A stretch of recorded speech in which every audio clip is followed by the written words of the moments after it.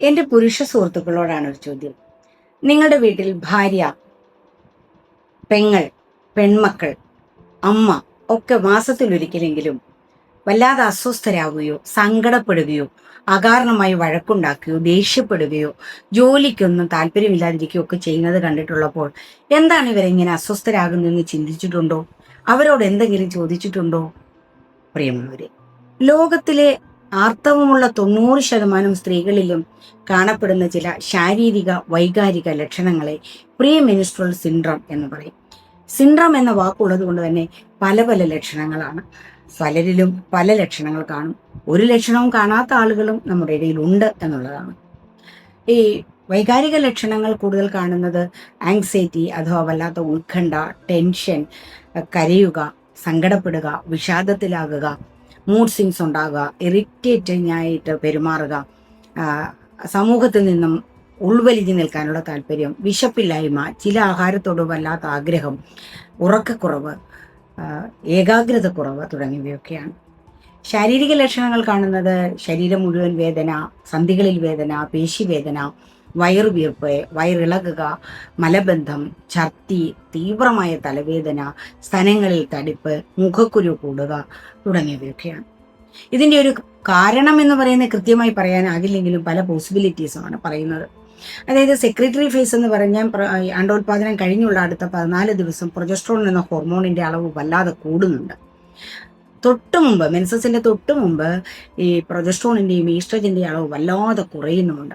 അപ്പൊ ഇതിന്റെ ഒരു ഏറ്റക്കുറച്ചിൽ തലച്ചോറിന്റെ രാസമാറ്റങ്ങൾ ഉണ്ടാക്കുന്നു, അതിന്റെ കെമിസ്ട്രി മാറ്റുന്നു, ന്യൂറോ ട്രാൻസ്മിറ്ററുകൾ എന്നറിയപ്പെടുന്ന പല രാസവസ്തുക്കളും കുറയുന്നു. സെറോട്ടോണിൻ, ഡോപാമിൻ തുടങ്ങിയ ഹാപ്പി ഹോർമോൺ, പ്രത്യേകിച്ച് സെറോട്ടോണിൻ്റെ അളവ് വല്ലാതെ കുറയുന്നത് കൊണ്ടാണ് ഇത്തരം ഇമോഷണൽ സൈൻസ് അഥവാ വൈകാരിക ലക്ഷണങ്ങൾ ഉണ്ടാകുന്നത് എന്ന് പറയും. ശാരീരിക ലക്ഷണങ്ങളുടെ പ്രധാന കാരണം എന്ന് പറയുന്നത് യൂട്രസിന്റെ ലൈനിങ്ങിൽ നിന്ന് ഉൽപ്പാദിപ്പിക്കപ്പെടുന്ന പ്രോസ്റ്റാഗ്ലാൻഡിൻ എന്ന് പറയുന്ന ഹോർമോൺ പോലെയുള്ള ഒരു രാസവസ്തു യൂട്രസിന്റെ മസിലുകളെ വല്ലാതെ സങ്കോചിപ്പിക്കുന്നത് കൊണ്ടാണ് ആർത്തവം ഇങ്ങനെ വെളിയിലേക്ക് അടരുകളായിട്ട് വരുന്നത്.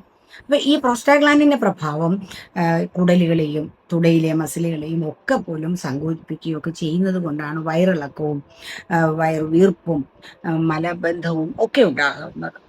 അതുപോലെ തന്നെ ഫ്ലൂയിഡ് റിറ്റൻഷൻ ശരീരത്തിൽ ഉണ്ടാകുന്നു. അങ്ങനെ ദ്രാവകം കൂടുന്ന പോലെ ഒരു അവസ്ഥ ഉണ്ടാകുന്നതുകൊണ്ടാണ് നമുക്ക് ശരീരത്തിനൊരു കനം തോന്നുന്നതും സ്തനങ്ങളിൽ കനം തോന്നുന്നതും ഒക്കെ ചെയ്യുന്നുണ്ട് ആ സമയത്ത്. ഇത്തരം ലക്ഷണങ്ങൾ വല്ലാതെ തീവ്രമായി ഇന്റൻസിറ്റി കൂടി ഉണ്ടാകുന്നതിനെ പ്രീ മെൻസ്ട്രുവൽ ഡിസ്ഫോറിക് ഡിസോർഡർ എന്നാണ് പറയുന്നത്, PMDD എന്ന് പറയുന്നത്. നമ്മുടെ ദൈനംദിന ജീവിതത്തെ ഇത്തരം ലക്ഷണങ്ങൾ ബാധിക്കുന്നുണ്ടെങ്കിൽ തീർച്ചയായിട്ടും ഒരു ഡോക്ടറെ കാണുകയും വേണ്ട പരിശോധനകൾ നടത്തുകയും മരുന്നുകൾ സ്വീകരിക്കുകയും വേണം തന്നെ. എന്നാൽ ഇത് പ്രീ മെൻസ്ട്രുവൽ സിൻഡ്രോം ആണോ എന്ന് വേർതിരിച്ചറിയുന്നതിന് ഇത്തരം ലക്ഷണങ്ങൾ കൂടുതലും കാണപ്പെടുന്ന ചെറുപ്പക്കാരിലാണ്. എന്നാൽ ആർത്തവം നിലയ്ക്കുന്നത് വരെ ഇത് അനുഭവിക്കുന്ന ആളുകളുമുണ്ട്.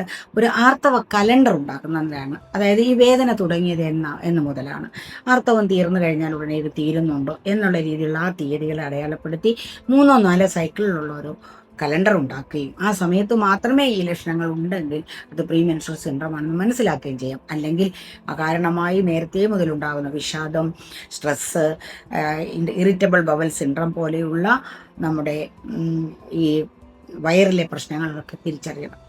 മൈഗ്രെയിൻ പോലെ തന്നെയാണ് തലവേദന ഉണ്ടാകുന്നത്. അതായത് മെൻസ്ട്രുവൽ മൈഗ്രെയിൻ എന്നാണ് അത് അറിയപ്പെടുന്നത്. പക്ഷേ മൈഗ്രെയിനേക്കാളൊക്കെ വളരെ തീവ്രത കൂടി തലച്ചോറിനുള്ള രക്തക്കുഴലുകളിലും ഒരു സെറോട്ടോണിൻ്റെ കുറവ് കൊണ്ടൊരു സങ്കോചം വരുന്നതുകൊണ്ടാണ്. അപ്പം വേദനാ സംഹാരികളിൽ പോലും നമുക്ക് ഈ സമയത്തുണ്ടാകുന്ന തലവേദന കുറയണമെന്നില്ല. അപ്പം അതുകൊണ്ട് അതൊക്കെ ഒന്ന് വേർതിരിച്ചറിഞ്ഞു വേണം ചികിത്സ തേടാൻ. നന്നായി വെള്ളം കുടിക്കണം, നന്നായി ഉറങ്ങാൻ ശ്രമിക്കണം, വളരെ ദഹിക്കാൻ എളുപ്പമുള്ള ആഹാരം കഴിക്കണം, മധുരത്തിൻ്റെയും ഉപ്പിൻ്റെയും കഫീൻ്റെയും ഒക്കെ ഉപയോഗം കുറയ്ക്കണം, ലഘുവായ വ്യായാമം ചെയ്യണം. ഈ വ്യായാമം എപ്പോഴും സെറോട്ടോണിൻ്റെ അളവ് കൂട്ടുന്നുണ്ട്. ആയുർവേദ ചികിത്സയെക്കുറിച്ച് പറയുകയാണെങ്കിൽ ഞങ്ങളൊക്കെ കൂടുതലും ഈ രണ്ടാമത്തെ ഫേസ് മുതലാണ്, അതായത് അവസാനത്തെ 14 ദിവസം മുതൽ ഒരു 3-4 സൈക്കിളിൽ മരുന്നുകൾ കൊടുക്കാറുണ്ട്. വളരെ ഫലം തരുന്നു എന്നാണ് അത് ചികിത്സ തേടിയവർ പറഞ്ഞിട്ടുള്ളതായിട്ടുള്ള എൻ്റെ ചികിത്സാ അനുഭവം. ഇത്തരം മരുന്നുകളൊക്കെ കഴിക്കുകയും ഒക്കെ ചെയ്യുമ്പോഴും നമുക്ക് ഏറ്റവും വലിയ സാന്ത്വനം ഈ സ്ത്രീകൾക്ക് കൊടുക്കാൻ പറ്റുന്നത് കുടുംബത്തിലുള്ളവരുടെ പിന്തുണയാണ്.